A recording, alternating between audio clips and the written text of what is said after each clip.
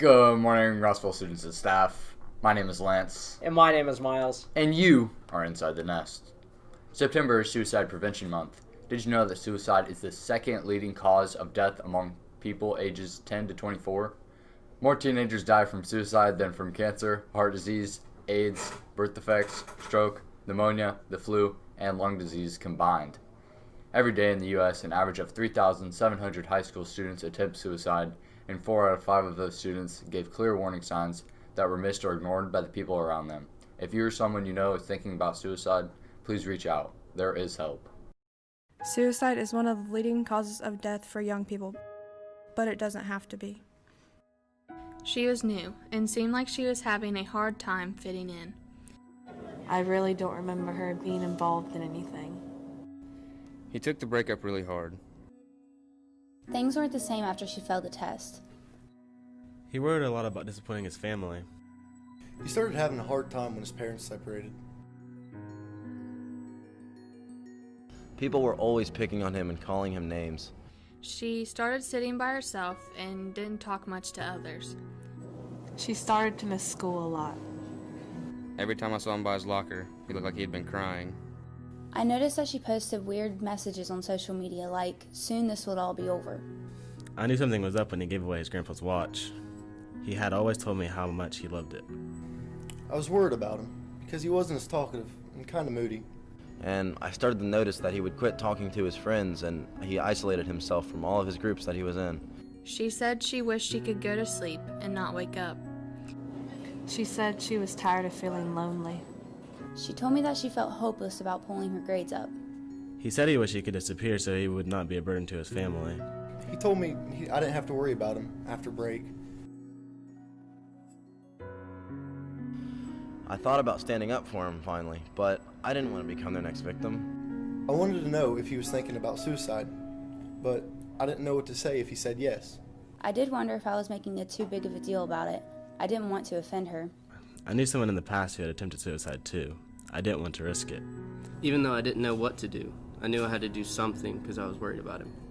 I thought about inviting her to play basketball, but I figured someone else already did, so I didn't. I was always taught to mind my own business. Everyone has a rough time at school, right? I kept thinking, what if it were me? I'd want a friend to do something. So I shared problems that I had in the past and asked him if he felt comfortable talking to a teacher. So I asked him, "Are you thinking about suicide?" The more we talked, the more concern he shared for his safety, so we agreed to talk to the guidance counselor. I didn't want to be the one to blame if something happened, so I asked her if she was having suicidal thoughts. She said yes, so I called the crisis line and got advice on how to help. I would rather have her mad at me than dead or even hurt. So I walked up and said I'm sorry and offered to spend the rest of the afternoon with him so we could talk. I thought to myself I'd feel better knowing I did something. We talked about who could be helpful for extra support for them and decided to call their family and tell them what's been going on. So I went to my coach and started to ask how I could help. At River Valley, we take care of each other. At River Valley, we look out for each other. At River Valley, we're a team. Once a Raider, always a Raider. At Galley Academy, we support each other. At Galley Academy, we never walk alone. Once a devil, always a devil. At South Gaia, we believe in each other. At South Gaia, we're a family. Once a rebel, always a rebel. There are things you can do to identify problems and help someone in need. Recognize when they are having thoughts of suicide and respond. Warning signs for suicide can be verbal cues of feeling hopeless, helpless, or trapped, withdrawal, isolation, change in mood or sleep patterns, substance abuse, alcohol and other drugs, giving away important possessions, looking for and obtaining necessary items, and talking about death or dying. Take action or get others involved. Ask directly about suicide. Express concern. Listen with empathy and no judgment. Remind them help is available. Remind them they're not alone. Make a referral to a mental health professional, guidance counselor, or community resource. In this community, we're all in this together.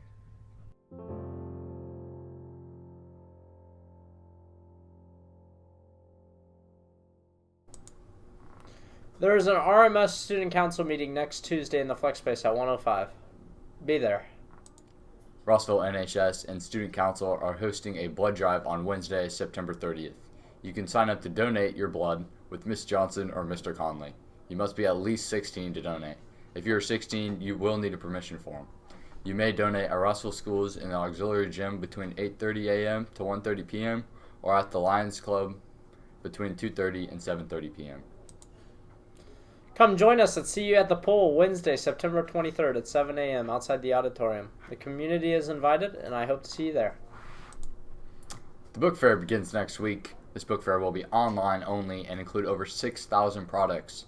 Free shipping on book-only orders are of $25 or more. All orders will be shipped directly to your home.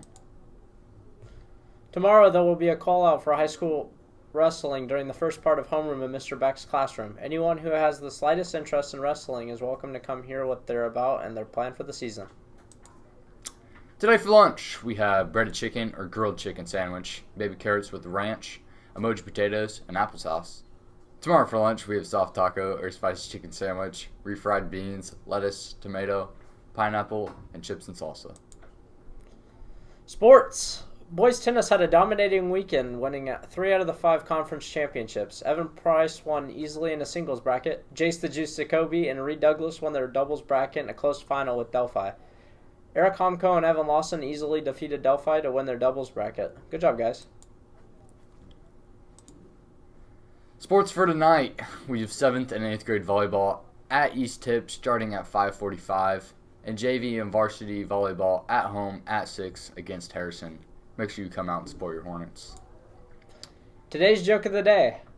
What do you call a fish without eyes? I don't know, Miles. What do you call a fish without eyes? I've been Lance. I've been Miles. You've been inside the nest.